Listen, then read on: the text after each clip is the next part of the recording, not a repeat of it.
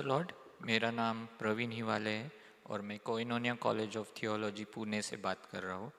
और हम यीशु मसीह के कुछ कठिन कथन उसके बारे में हम एक सीरीज़ कर रहे हैं।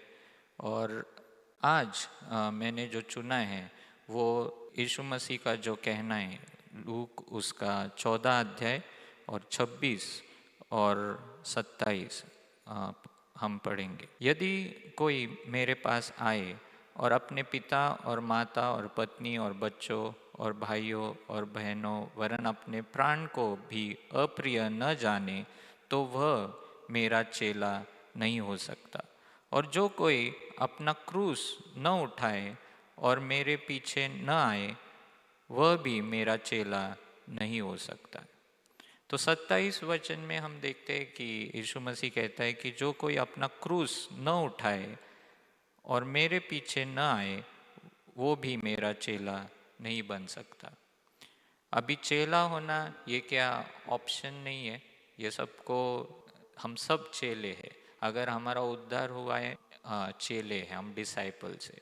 तो ऐसा नहीं हम कह सकते कि यीशु मसीह मैं तो चेला नहीं हूँ, मैं एक कन्वर्ट हूँ, मैं एक साधारण क्रिश्चियन हूँ। ऐसे बहुत लोग हम ऐसे बोल सकते हैं कि मैं तो एक साधारण क्रिश्चियन हूँ, और अगर मैं साधारण क्रिश्चियन हूँ तो मुझे क्रूस उठाने की ज़रूरत नहीं है। नहीं, ये बात भी एक बहुत बड़ी गलतफहमी है। बहुत से लोगों को लगता है कि डिसाइपलशिप, शिष्यत्व, यह अलग चीज़ है और एक साधारण विश्वासी बने रहना वो अलग चीज़ है। नहीं, इसका उद्धार हुआ है, सब हम चेले हैं, हम सब डिसाइपल्स है। एक्चुअली अगर हम प्रेरितों के काम उसका 11 अध्याय और 26 वचन पढ़ेंगे तो उधर हमें दिखाई देता है कि जो चेले थे उनको बाद में क्रिश्चियन ऐसे नाम दिया गया। तो पहले जो कोई यीशु मसीह को फॉलो करता था सबको डिसाइपल्स ही ऐसे पुकारते थे। फिर बाद में डिसाइपल्स वर नेम्ड क्रिश्चियंस, डिसाइपल्स को नाम दिया गया मसीही। ठीक है, तो ये बात ध्यान में लो कि हम सब चेले हैं, और अगर हम चेले हैं तो हमें अपना क्रूस उठाना ही पड़ेगा। तो ये क्रूस का मतलब क्या है, ये बहुत से लोगों के मन में गलत फहमी रहती है कि क्रूस क्या है। तो बहुत से लोग क्रूस को एक शोभा की वस्तु के रूप में अपने घरों में सजाते हैं, उसको डेकोरेट करते, लाइट लगाते हैं। चर्चेज में हम देखते हैं कि क्रूस रहता है, और एक शोभा के वस्तु के रूप में उसको देखते हैं। कुछ लोगों के लिए क्रूस एक सुरक्षा की वस्तु है, एक ताबीज़ के जैसे, वो अगर गले में लगाएंगे या किधर रखेंगे तो उनको लगता है कि परमेश्वर मेरी रक्षा करेगा, ये क्रूस मुझे बचाए रखेगा। तो इस रीति से उसको देखते हैं। कुछ लोगों के लिए क्रूस ऑब्जेक्ट बन गए वर्शिप का, जैसे अलग अलग मूर्ति रहते हैं वैसे क्रूस को भी वर्शिप किया जाता है। क्रूस दिखा तो लोग एक आदर के भावना से देखते हैं। तो उसको वर्शिप नहीं करना चाहिए, वो लकड़ी के दो फलिए उनको वर्शिप नहीं करना चाहिए।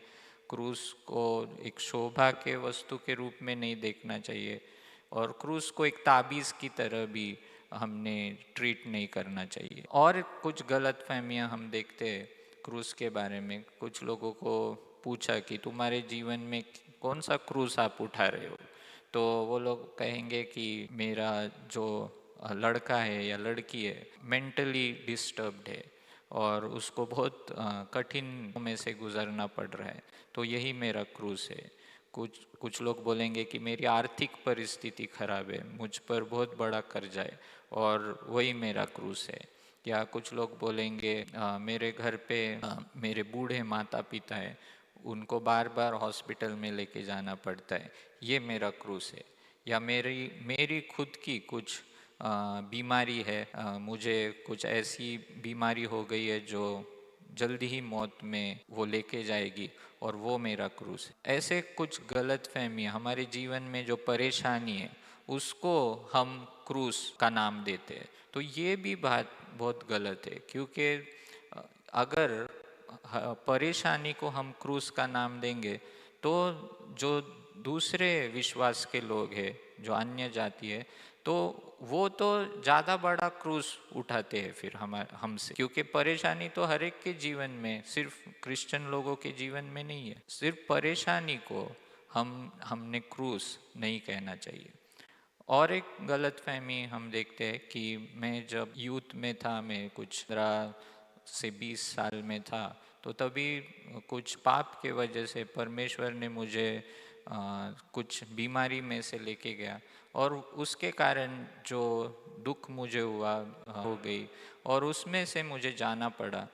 और मैं समझता था कि परमेश्वर मुझे वो पाप के कारण जो ताड़ना दे रहा है, डिसिप्लिन कर रहा है, वही मेरा क्रूस है, और वो मुझे उठाना पड़ेगा अभी, क्योंकि मैंने पाप किया है और मैं ये तकलीफ से अभी मैं जा रहा हूँ। परमेश्वर मुझे सुधार रहा है उसके कारण, लेकिन शायद ये मेरा क्रूस है, अभी मुझे जीवन भर ये उठाना पड़ेगा। लेकिन ये जो ताड़ना है परमेश्वर की, वो भी क्रूस का नाम हम उसे नहीं दे सकते, क्योंकि ये जो बातें मेरे जीवन में मैं सह रहा था, वो मेरे पाप के कारण थी, और मेरे पाप के कारण परमेश्वर मुझसे प्यार करता था, उसके लिए डिसिप्लिन कर रहा था, तो वो मेरे वजह से हुआ था, तो उसको भी मैं क्रूस का नाम नहीं दे सकता।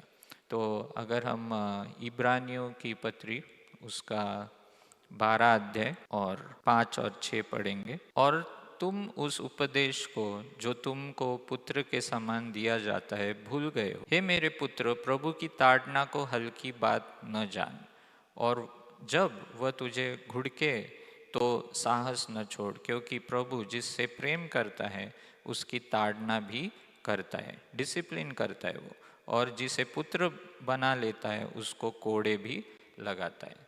तो वो प्रभु का प्यार था, लेकिन वो जो स्थिति में से जब हम ताड़ना में से जाते, डिसिप्लिन में से जाते, तो सबको तकलीफ होती है, लेकिन उस तकलीफ को भी हमने क्रूस का नाम नहीं देना चाहिए। तो क्रूस क्या है फिर?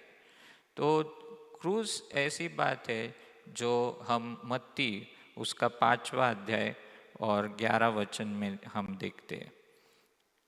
Matthew chapter 5 verse 11। धन्य हो तुम जब मनुष्य मेरे कारण तुम्हारी निंदा करे और सताए, और झूठ बोलकर तुम्हारे विरोध में सब प्रकार की बुरी बातें कहे। तो यीशु मसीह यहाँ कह रहा है कि मेरे कारण जब तुम्हारी निंदा होगी, मेरे कारण जब तुम सताए जाओगे, मेरे कारण जब झूठ बोलकर लोग तुम्हें अलग अलग बातों में फंसाएंगे और बुरा व्यवहार करेंगे, तो वो जो तकलीफ तुम्हारे जीवन में आती है वो क्रूस है। E.W. टोजर ऐसा कहते हैं कि in the path of obedience lies the cross.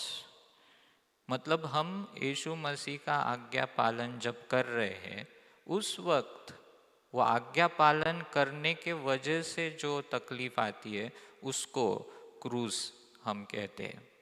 मैं आशा रखता हूँ कि ये समझ में आ रहा है आपको, कि आज्ञा पालन करते वक्त, यीशु मसीह की आज्ञा पालन करते वक्त, उस आज्ञा पालन के वजह से जो आने वाली तकलीफ है उसको क्रूस कहते हैं। तो दानियल परमेश्वर की आज्ञा पालन कर रहा था, उसने दूसरे किसी भी व्यक्ति को उसने प्रार्थना नहीं की, वो रोज सुबह उठ के और 3 बार वो प्रार्थना कर रहा था, लेकिन उसकी सज़ा थी, है ना। अगर किसी ने देख लिया कि कोई भी राजा को छोड़कर अगर किसी और भगवान की प्रार्थना कर रहा है, तो उसे सिंह के गुफा में डाल दिया जाएगा। तो दानियल किसके वजह से सिंह के गुफा में गया? उसके आज्ञा पालन के वजह से।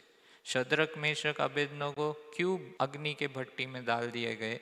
उनके आज्ञा पालन के वजह से। और आज्ञा पालन के वजह से जब हमारे जीवन में तकलीफ आती है दुनिया की तरफ से, तो वो क्रूस है। तो ये जो भेद है यह हमें समझना चाहिए। बहुत से बार जैसा मैंने कहा कि क्रूस को अलग अलग हम मीनिंग दे देते हैं ना, लेकिन जो ताड़ना भी हमारे ही पाप के कारण जो हमें होती है, उसको भी हमें क्रूस नहीं कहना चाहिए, वो अलग है।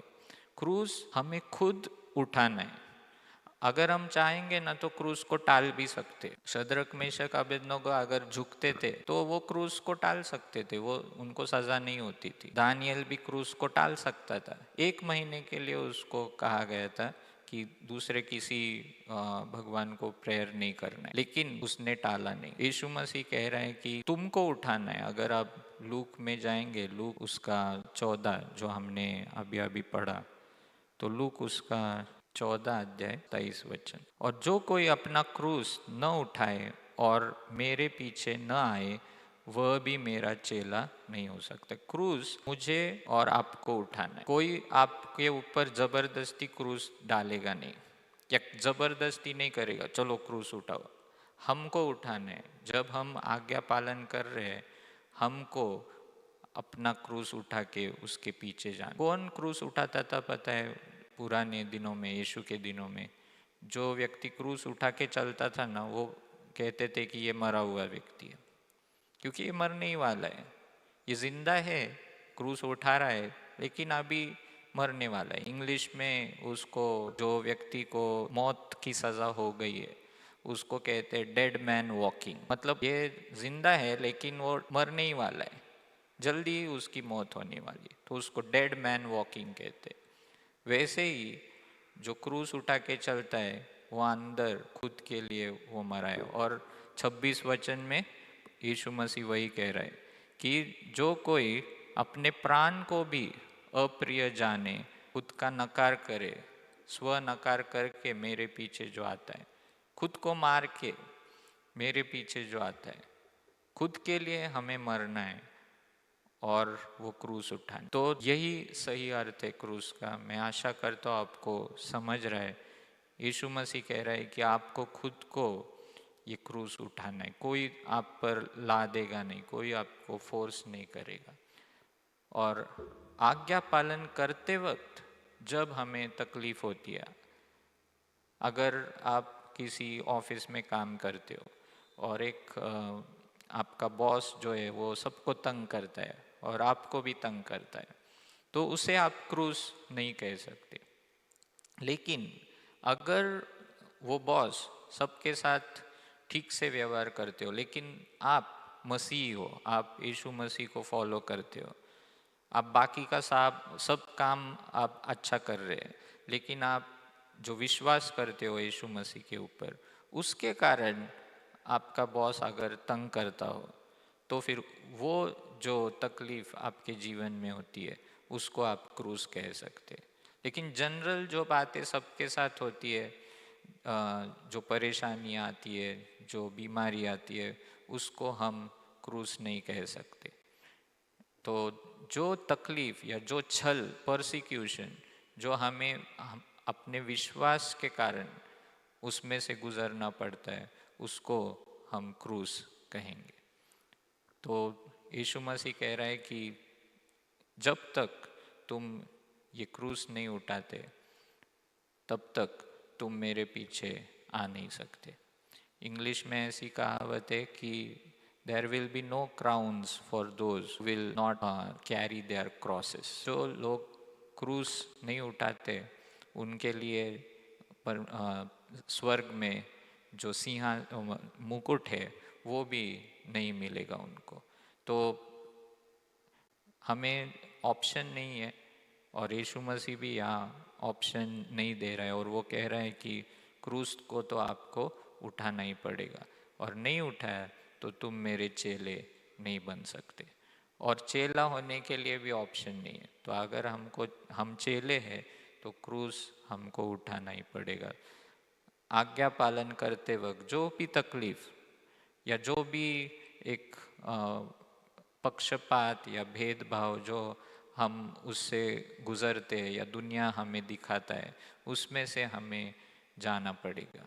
उसके नाम के कारण जो कुछ तकलीफ या छल हमारे जीवन में आएगा उसको हम इग्नोर नहीं कर सकते, हम उसको टाल नहीं सकते। तो क्रूस का सही मतलब क्या है, ये मैंने ट्राई किया है बताने का। मैं आशा करता हूँ आपको ये समझ में आया होगा। Thank you.